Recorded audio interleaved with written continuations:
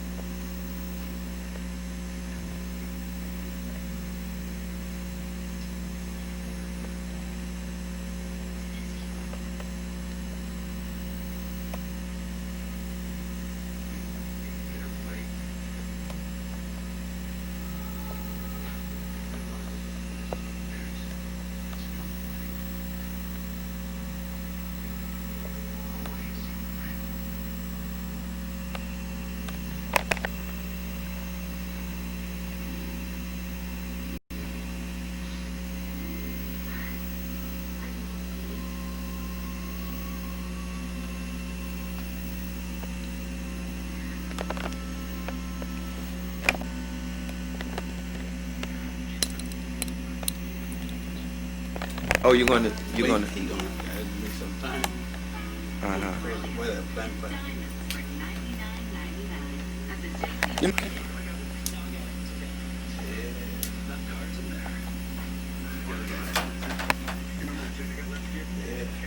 I just put this, as usual this is together, I just start to change it and getting the book together. What are you working on this one? This is a book dedicated to John Clark, John Henry Clark, you see.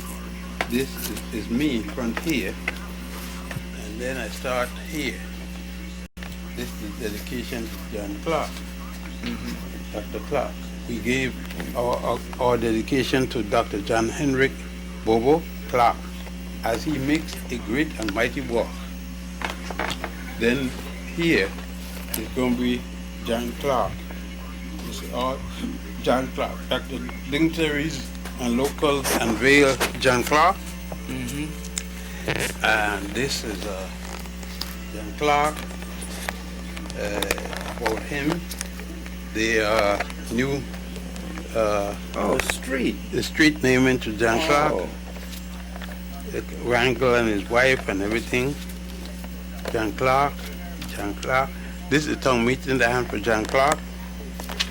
And it ends. the dedication to John Clark. Then I start the book. It's a book, African history, and the different aspects of African history. This will cover the cases, John Clark, and different things that happened, and all.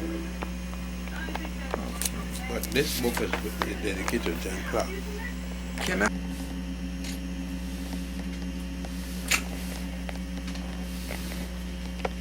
What I wanted to have a seat, Dr. Ben, wherever you're most comfortable. I In doing this dedication to Dr. Clark, Dr. Clark meant a lot to you. I knew him for just a slight bit of 60 years. 60 years. Tell me about He's about, how you met he's him. 2 years older than I am. And I know him out in just the beginning of World War II. Just that time, I know him. I had come up here from Puerto Rico, where my parents live, of course, and I had a child. I was married, had a daughter, and then I came here because it became impossible for me to live in Puerto Rico, my father said, because I had gone against my class as they had it at the time, and I had to change profession because I didn't like law, even though I had graduated and passed and so forth. And I had gone against my class, as my father put it, at my group, and so I had to come up here. But I was going to Arthur Schomburg to speak to him about black people, since he was the one that started the museum. And I've been there the same day that John got there. And John asked Arthur, Dr. Schomburg, what about our enemies? Who is our enemies? Who we are? And Arthur told us, go back and read what your enemy are. Who are your enemies? What they did to you. Then come back and ask the same question again. What is the history of the African people? And that we were both told to come back in 2 weeks. We went back the same time in 2 weeks, and Arthur started to tell us about ourselves. And he had given us enough to start us back in research. Books we didn't know existed. Right there in the library. The library being, we used to see the old building, not the one in the corner. The one in the corner is a new building. But right, the second building used to be, the library was in the back. Yes. And the Schomburg library was in the front. You had to go in the front and the second floor to go over to the first floor of the next library. I forget that library name is County Cullen Library. And that began the friendship. John eventually was to go towards the Marxist side. And I couldn't do that. I was Garveyite as a kid from home. I had seen Morris Davis, Alviso Campo, and all these men are nationalists of those places, the islands, and I had heard about Garvey long ago. So that I came here a Garveyite, which was contrary to my father's position. Even though my father was when people like, he was not a Garveyite. I was the Garveyite. Contrary to what my father and mother wanted me to be. Your father wanted you to be a lawyer. Well, he wanted me not only to be a lawyer like himself, but he wanted my political ideas to be non-political. Yeah. To hold no political view. But to the contrary, I was building a political because I was living not in luxury, but I was living. I could eat. My father both and my mother both professional. I could eat daily, but I had seen the fangito. What's the fangito? In Puerto Rico, this is the worst thing you could see, where the people live in desperation. People eating from garbage, from different, eating what they could get. When the U.S. Marines and the U.S. Navy had a base there in Puerto Rico, and people go down to the dump, the Navy dump, and wash bones and wash bone and eat. People were desperate. People was dropped dead in those days. I had lived through that. When I go into high school, I was lucky that I had one sister. She is up in Grand Rapids, Michigan. She's about 20 years older than myself. And speaking,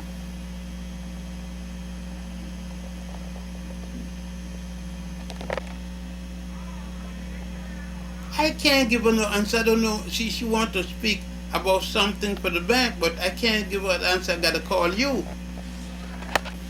So you had lived through that poverty. Yes, I had seen the poverty. Puerto Rico was nothing but poverty, rich and poor, not rich and in the middle class. Puerto Rico, you couldn't tell them from the rich, because they still shop the place, same place, they buy food the same place, they did everything the same place. And then you had the poor. You had no middle class, hardly any middle class. And I had come in. I experienced my youth in Puerto Rico and in the U.S. Virgin Islands in such a youth. How old were you when you came here to America? 20. I came in the U.S. carousel. The carousel was a dredge. I was a man then. I was a man with a child in my early 20s. Yeah. And so, did you meet Dr. Clark right after you came here? How long were you here? I wasn't here for no time. I had come here to my uncle, Caspar Hussein, and he was the number system man. He and Alex Pompey, they brought the number system here from Cuba. That time Cuba was headed by Batista. You said you mean the numbers that we played? They brought the numbers to America. You mean the numbers we Caspar played? Hussein, my uncle, my mother's uncle, and Alex Pompey brought the number system to the United States. And then they got Madam Walker, and they bankrolled Madam Walker. And they collected the numbers, so that was a big business. They ran the number. Since then here, my uncle had a parlor, a gambling parlor right side where the new Shamburg is, was my uncle's parlor. He had a number of places, but that was the main parlor. So they did pretty well. Oh yeah, my uncle didn't work a day. I mean, didn't do no hard work. Right. Especially when they framed him and put him in jail. Then he used to work as a apparent doorman at Smallest Paradise, but he wasn't a doorman. He put down that. He was. Talk about Harlem a little bit in those days, and if you could talk about. Well, Harlem was Harlem as far as the people concerned. It was the whites were moving out. The Jews were in the center of Harlem. The Jews lived in Lenox Avenue, 7th Avenue, Lenox and 7th Avenue, and St. Nicholas Avenue. Then the Irish lived in Amsterdam over, and the Italian lived on 5th Avenue over to the east side. That was, and the blacks were moving in from downtown. The blacks we had lived downtown, mixing with the very poor whites, up to as far as 59th Street, where the Coliseum was. Where the Coliseum was owned by the Catholic Church. And that time they had the row houses there. That's long before the Coliseum. And the black over there and down was Hell's Kitchen. Right. Hell's Kitchen. And live poor whites, mainly Irish, and handful of Italian, but mostly Irish and blacks. Also, 34th Street, Canal Street, Yeah, all down, that was down. Little Africa. From there downtown was you had the poor whites had to live with the poor blacks. Yeah. Now, what was Harlem like? I mean, in terms of Well, Harlem, big time in Harlem was the musicians. They had the big time with the drugs and all the things. They knew what drug was, but they lived at the better class of drugs because only musicians could use drugs, and they were the ones who were living on drugs, not primarily living. The big musicians were living for the most part on drugs. It was a drug culture, but it was a drug culture when the rest of the population didn't know about it, because you had to have money to afford drugs. See, and when the musician could afford it, there was no. They had no big black stars. The Negro League, as it was called at the time, the Negro Leagues had the Negro League, which was Homestead grade and different things that were Pompey owned. Pompey, the Black Yankees, the Pompey, and they had the Cuban Stars and all. Pompey ruled that, and he had a connection. And black people that weren't in the big leagues then. At that time, the Negro League, and that was with buses carry them from here, different parts of the country, and they live in room and houses, guest houses. That was the Harlem that you're talking about. You couldn't make no separation from that unless you had the 138th Street and 37th Street there. By 138th 7th Street go to 144th Street, and between 7th and 8th Avenue there was Travers Row. That's about where John Clark lived there. Well, that was Travers Row, where those apartments was. So that was where the more where the affluent black people lived. Yeah. That time there were Negroes, colored folks, and all kind of things. Negroes and colored folks. Then you don't refer to nobody as black in those days. Negroes and colored. Oh yeah, man. You call somebody black, you throw a picture in them. You can't talk about being black. You can't call somebody black. You can't call them African. You had to be only the Garveyites. The Garveyites were proud of being black and proud of being African. Nobody else. That's amazing. Other words, and when Marcus Garvey came here, the consciousness of black people was like what? Was low. Everybody brag about having some white person in their ancestry. They couldn't tell who the white person was, but they brag about who raped the mother. That's it. Look, when the black man had a white man, it was rape. Yeah, it was rape. But black people didn't brag about it. They weren't proud they of it. They were proud of it. They were proud that their mother slept with a white man. That's why they brag of their white ancestry. That's how are they going to get a white ancestry? How else were they going to get a white ancestry? More than the mother was a cook for some white man or something, and he went to bed with her. He went to war with pressurizing her. And the consciousness of black people at that was time low. Was that low? They didn't like themselves. They saw themselves as piggy-headed, nappy-headed.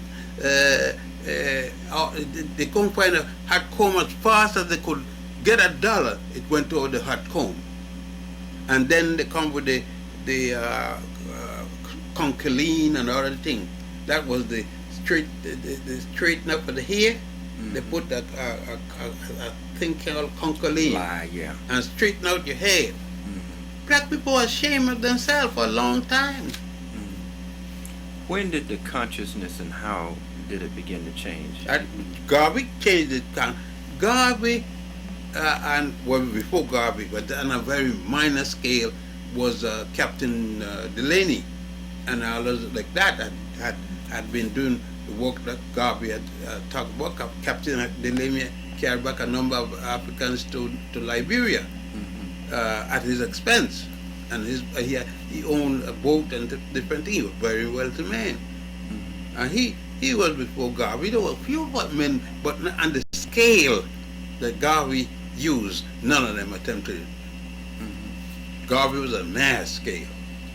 Why was Garvey so effective in the Russian work? To the poor people. He was not affected to the people with money.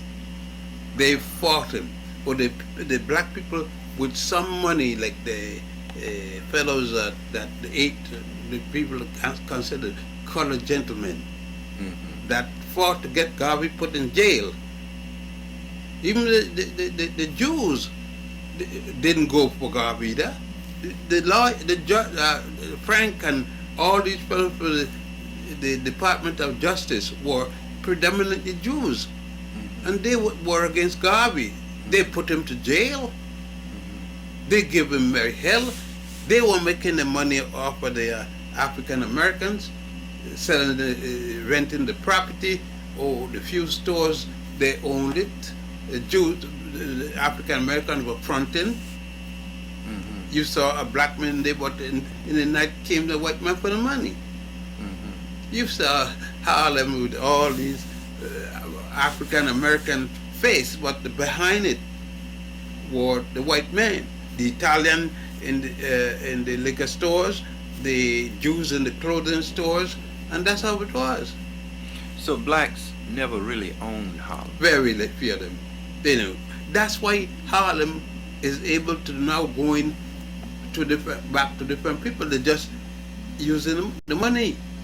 When the house let people go, the owners were still the white man, not the black man. So it wasn't, you could change Harlem anytime you want. The ownership of the property were not black people. Very few people, black people owned the property. So, Dr. Ben, with Marcus Garvey making an impact and appealing primarily to the black grassroots and the black masses, that consciousness began to build. Do you remember Garvey personally? Were you a member? Yes, Garvey had gone when I got here, but I saw Garvey in London. I saw him in his 2 years before he died. I saw him in London. Yeah. Now, what about Adam Clayton Powell? I saw Clayton Powell here. I saw him, a young man. At that time, his organization, his father, Mr. Powell, Old Powell, had a church downtown. Right. Downtown. And that church, he moved uptown. Yeah. Yeah.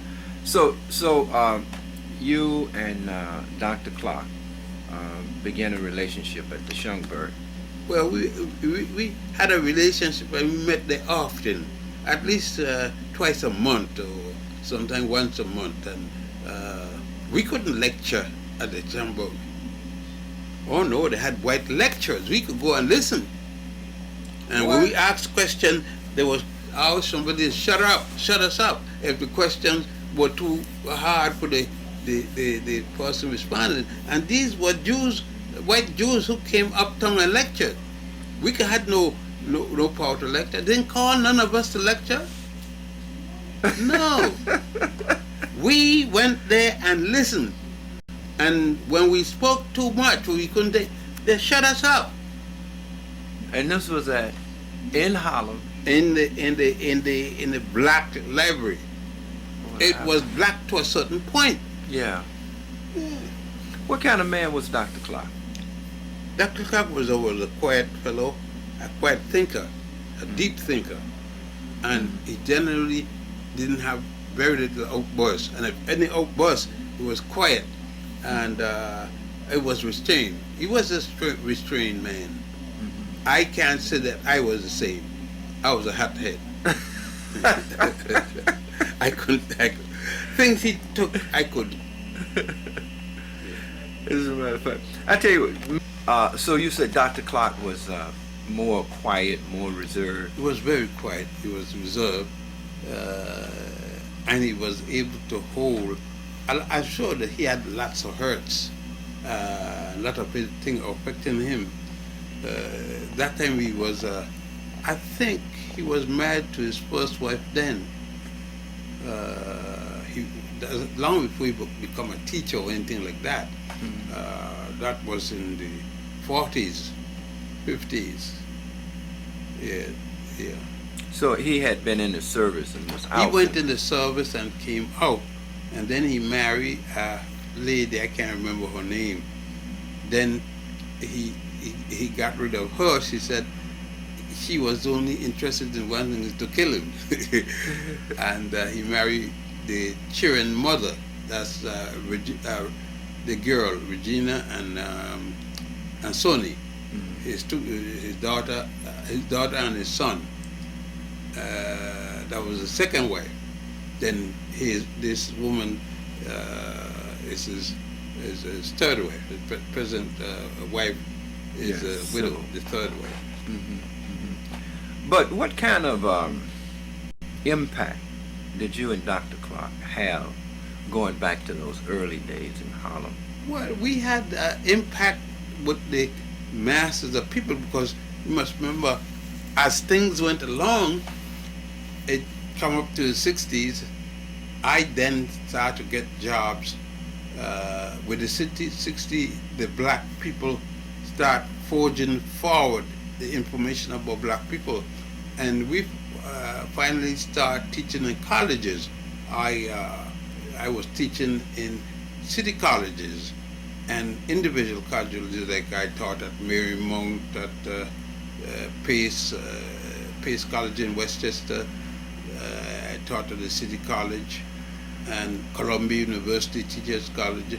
But then I would after I taught in the day, I would come downtown and lecture on the street corner with Porkchop Davis, Arthur Reed, and Adam Coppold used to stop his big car when he came from Congress.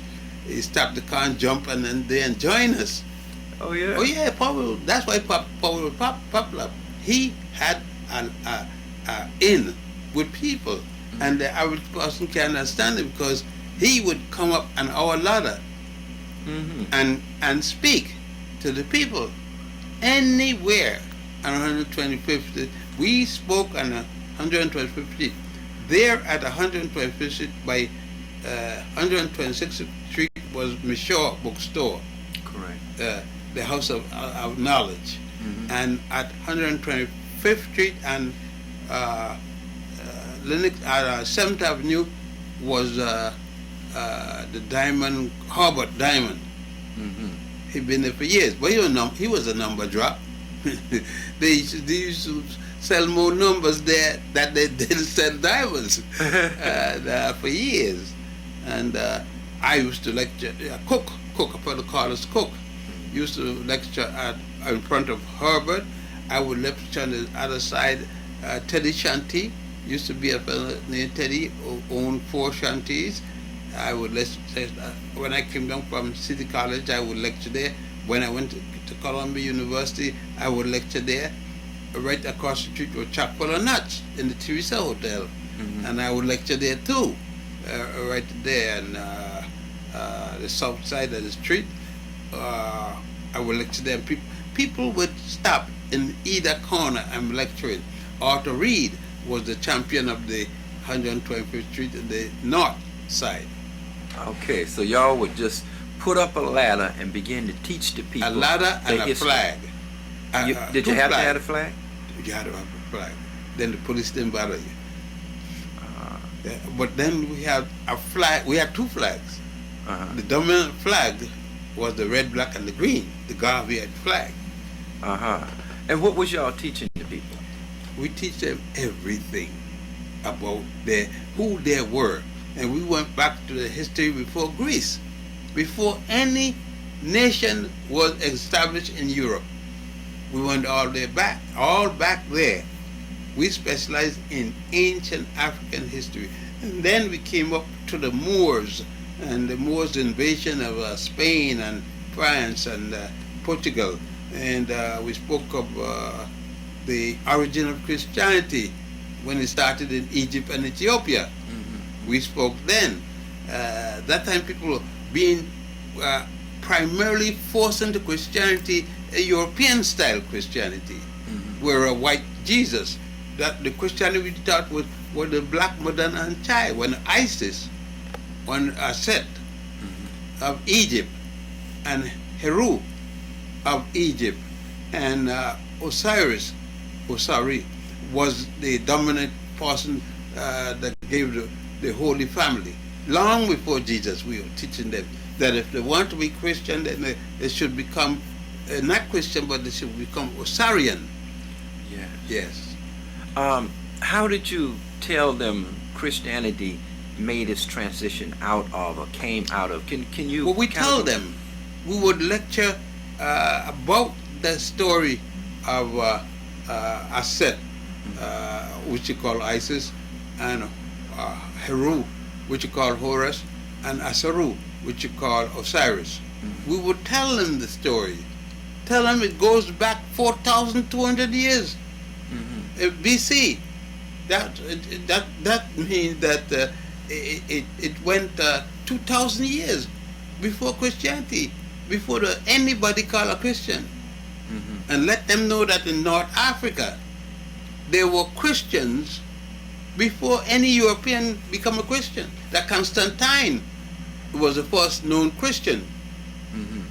And we were able to speak to Africans that listened to us, but they listened and didn't take note with pencils. They only take the note mentally. And you had many of the people, we had to fight them. I mean, fight in words. But because they had the economy against them, the economy was in the hands of the Europeans. And he feed you, he clothed you. People would ask you all the time, you gonna pay my rent? You gonna feed me? And they went and decided at those who hold their rent.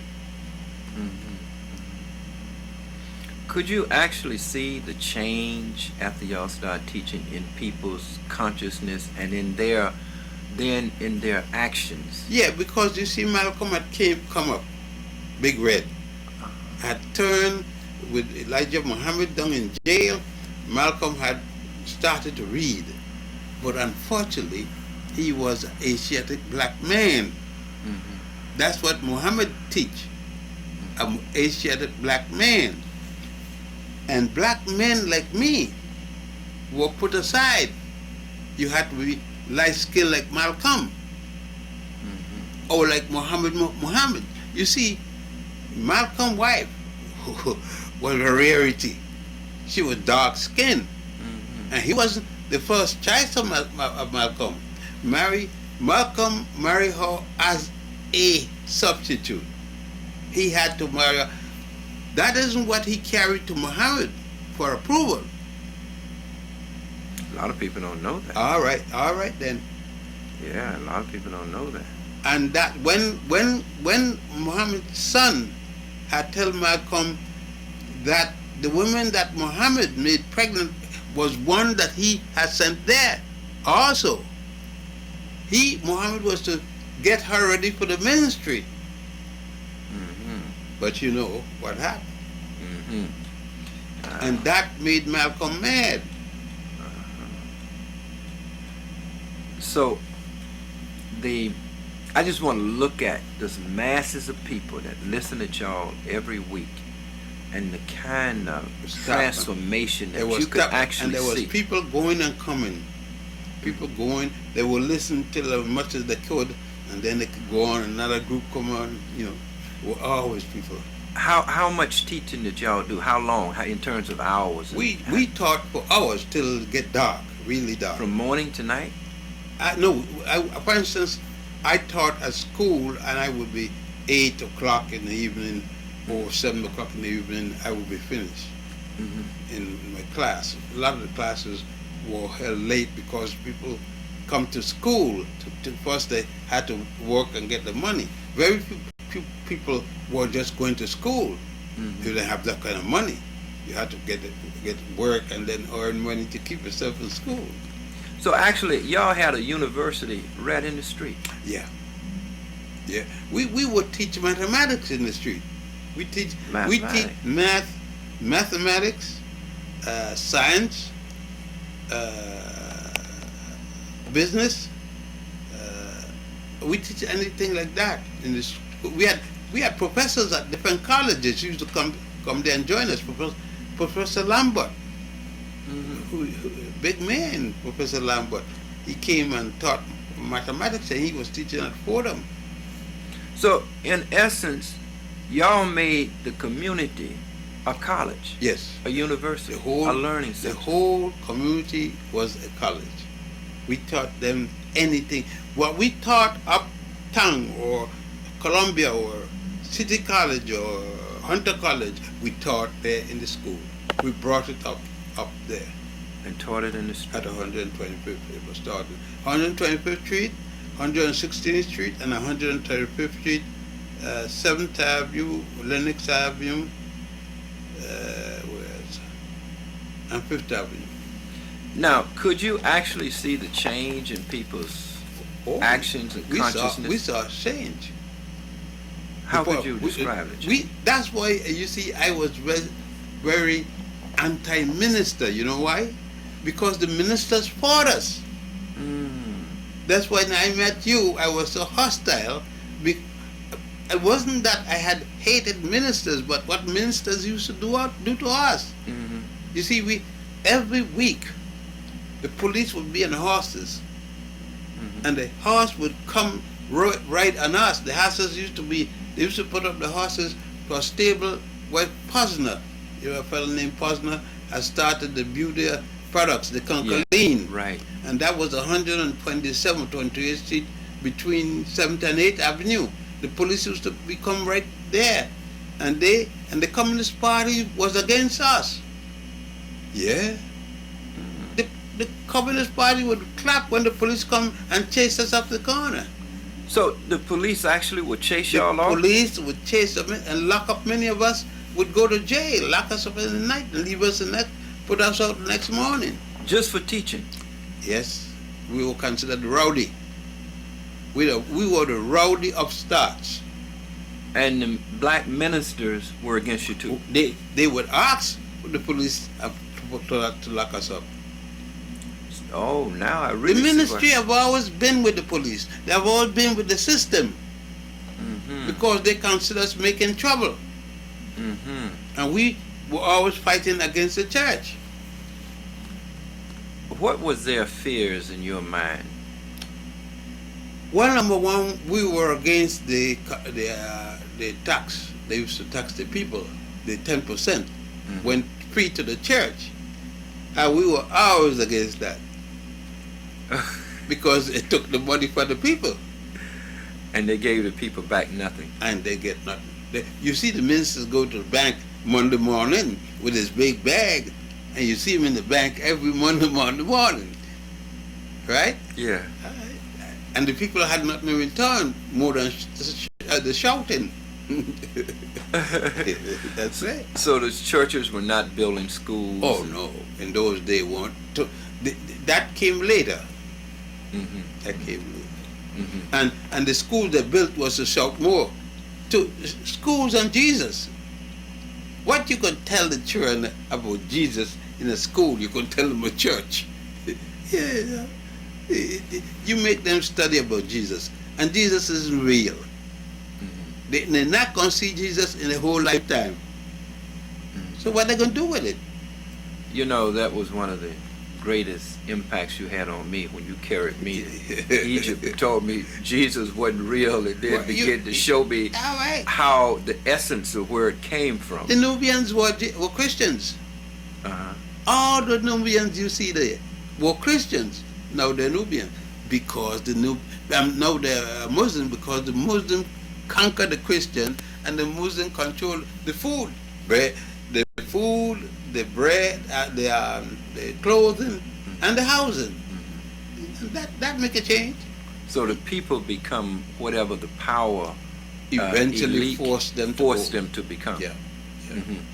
But And the people become Christians because of power. The white man controlled the power. you were speaking about the Nubians, of which we went to see, and they were Christians long before. Long before. But are those the same, the Nubians, were those the No, ancient no. Egyptians? Yeah, they were the Nubians were part of the ancient Egyptians.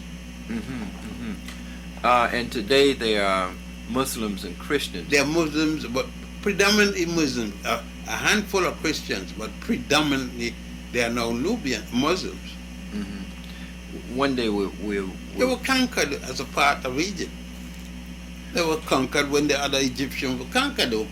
They were part of Egypt and part of the Nubian government, Nubia. were the Dr. Ben, while we on this, were the Nubians and the Egyptians one and the same people?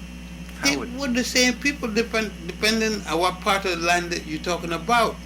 But they live primarily in the southern part. But the Egyptian was he looked like a Nubian. It depends on where he lived.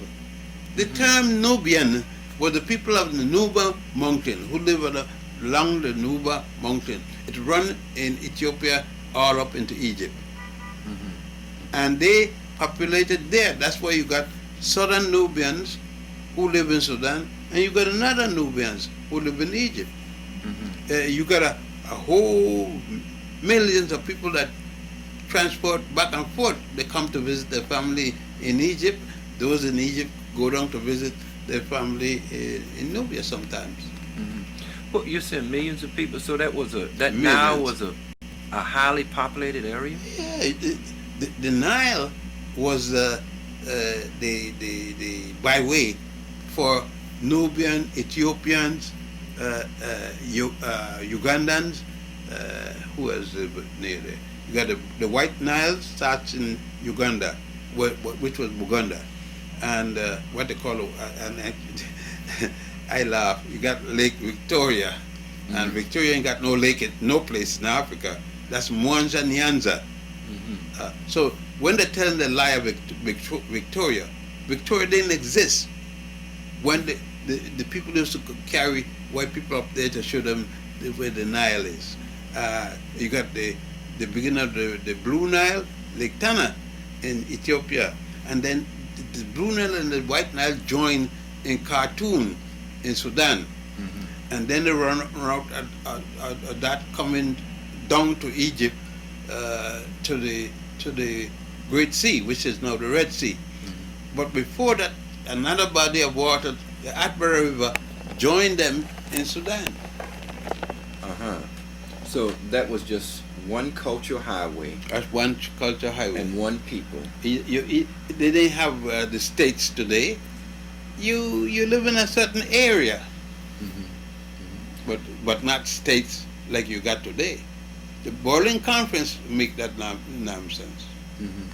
One of the things that I would like to ask you, because when you look at the value system of ancient Egypt, you know, where the Ten Commandments and all this come from. The Ten Commandments, it came out of the negative confession, 42 laws. The negative confession is way before the Ten Commandments. You don't have a Jew.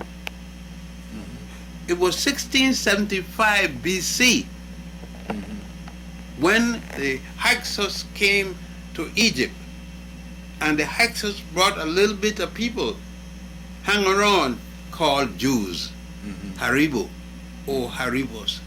Then you hear the name Abraham. They didn't have no Adam and Eve yet. They didn't have no God named Jehovah yet. That little group of people eventually came the Jews. There is no record of them in Egyptian writing.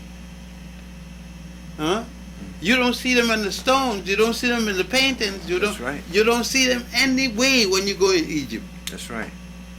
Yeah.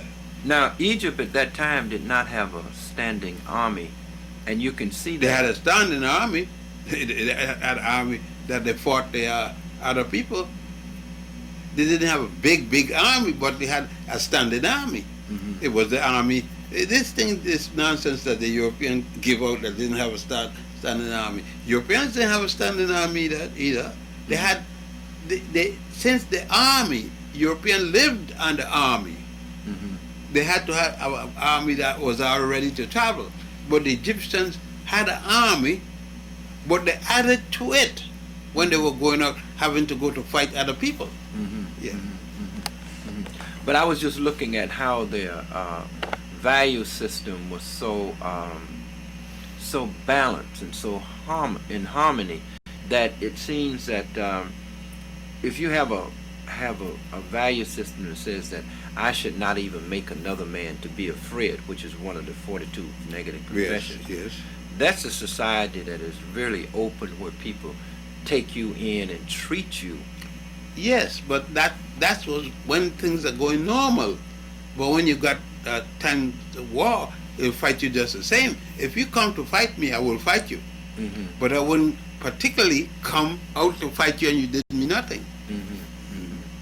Okay, good. I'm glad you explained that, because I had looked at those negative confessions and looked at the kind of society. It was like a paradise. I mean, according to what their value system was. Don't put more than the thing is. It was a system more formalized, more regulated. Man's behavior was more predictable. Yes, it was very orderly in that sense, but not that there weren't crimes. For instance, the law number 27 of the negative confession. There's a law, I have not gone to bed with my kind. A man speaking that he have not committed sodomy. Right. I have not committed sodomy. To have a law against sodomy, But somebody had that. somebody had committed, so much so that they felt it had to be in the law that govern the country. A law against, number 27 is a law against sodomy. So they really looked at and studied the principles which would bring about balance, harmony, in the and society, peace. which would regulate the society. Yes, And then those became the guiding principles yes, they for a nation. became the law of the deity, and the deity was both female and male. You had goddess, and you had gods. How did they become the law of the deity? How do you The explain? 42 negative confessions. They were said, but you said it to Ma'at. You said it to Ma'at, but it's to the God. It went to God. You said it before Ma'at, but Ma'at represented the God and goddess, the deities. Then did the priests and pharaohs and were they subject to the same law as the people? Yeah, They were. yeah. You had they were subject to the 42 negative confession. Everybody was subject to the negative confession. That the Pharaoh said that when he died. But how could you keep them accountable? You couldn't You see, dethrone the pharaoh. You looking for the law to make sense. Law don't make sense. Law is the belief of man. You see, man didn't always worship the gods and goddesses. Yeah. Or man worshiped his ancestors before that. The Egyptians too? Yeah. You worship the dead people. When they died, it give you more reason why you honor them. You didn't have to be dead to be a god or goddess. You were alive when you be, and some people, then you carry your power with you. But Because men were gods and goddesses in their lifetime. was Osiris a real person? Cyrus was the governor of On. On today is called Cairo. Where Egypt, you see where Egypt, you go to outside of Egypt, you got On, the city of On, the city of the sun. Osiris was governor of there. So he was a real person. He was supposed to be a real person that turned to a god. Why did they make him? How did that happen? Maybe just. I don't know. It is a part of the theology. Okay, but he must have did something in his life that Yeah, was. because he acted in justice. He was an honest man. You got justice when you went to his court. Okay. What about Isis? Was she? Isis was his wife, Aset.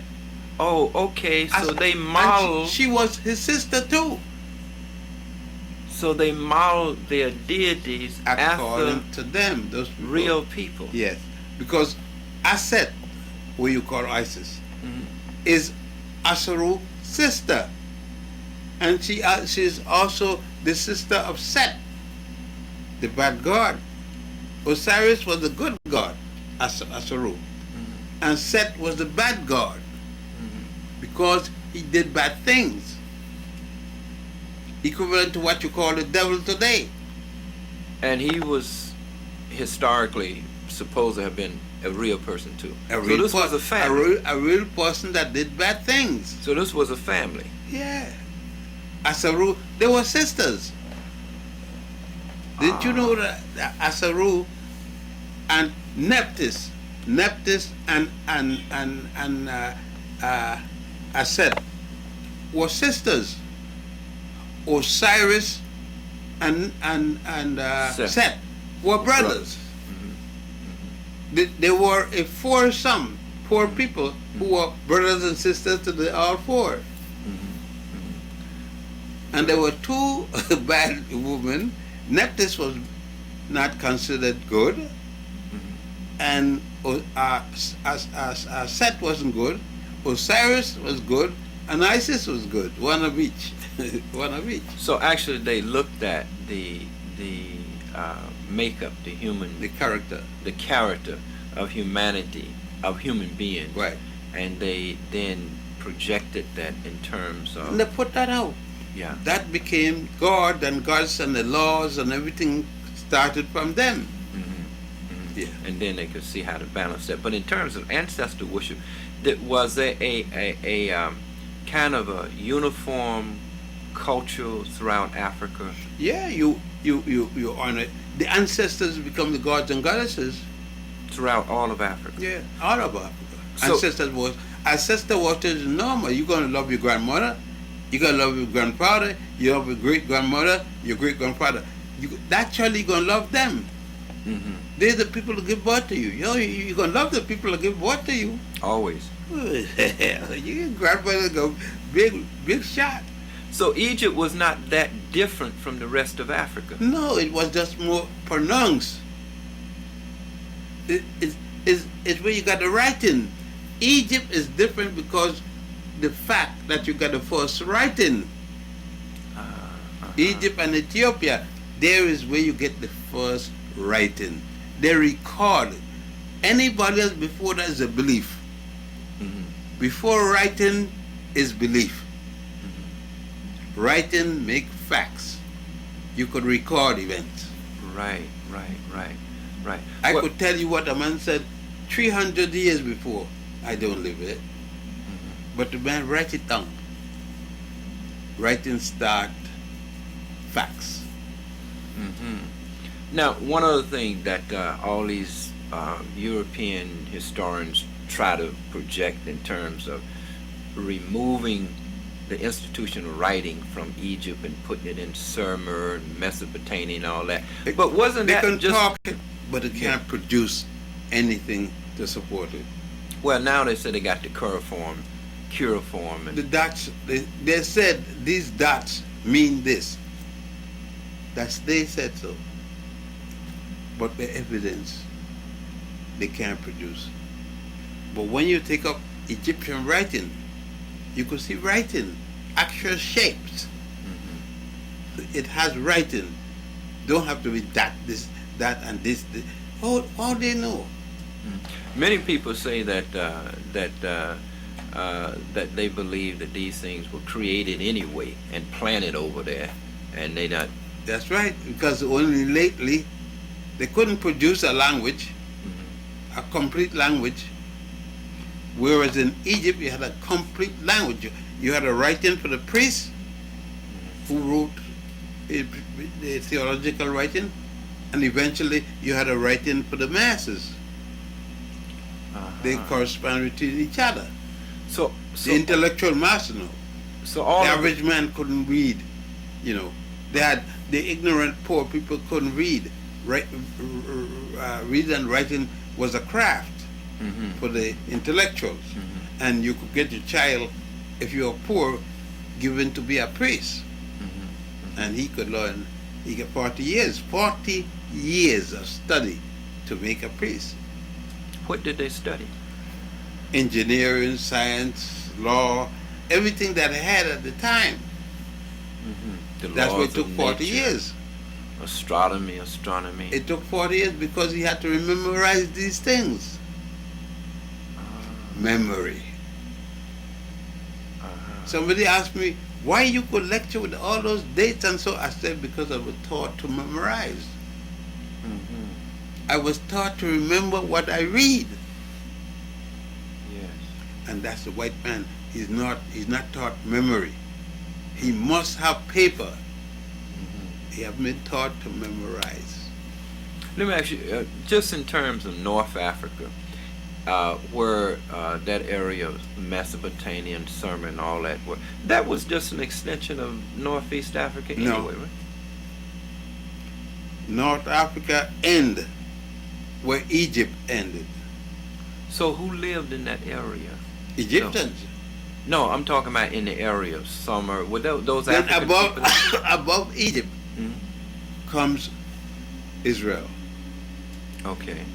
But wasn't Israel once a black land? I mean, black people. It lived- was another land. In those days, they didn't speak for black people and white people and green people. Unless they say black, you assuming. That's why I don't speak history in color of skin. I speak it by name of country. Okay. You know the changes of the country by name. You don't. They didn't talk about black people or white people. No way you saw it in the ancient language. So they were not races in terms of color. They were racist, but not in terms of color. You can say, because they didn't say color. They spoke about nationality against nationality. And then you will know they were racist because it turns out to happen to be that the nationality against the nationality was a white nation against a black nation.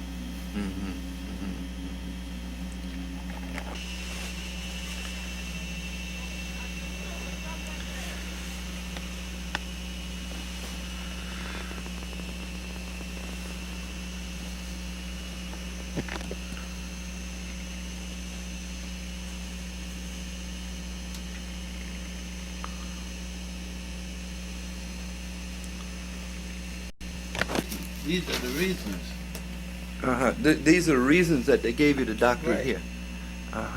Hold that for a minute. Just let me get a picture of you with your doctorate degree.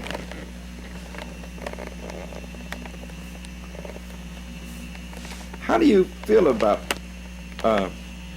being bestowed with that degree, Doctor? Particularly one of all the degrees, this one because it's given to me by a black man who is the president of the city college.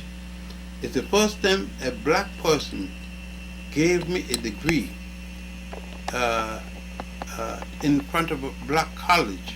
I was always getting degrees by a white man or white woman, never a black man in a black college, and it means so much.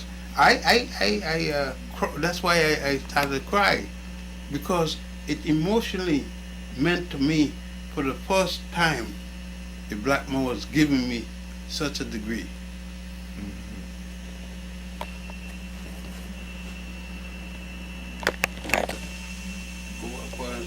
Whereas from 90, given the time, they give my life. See? Can you read some of them?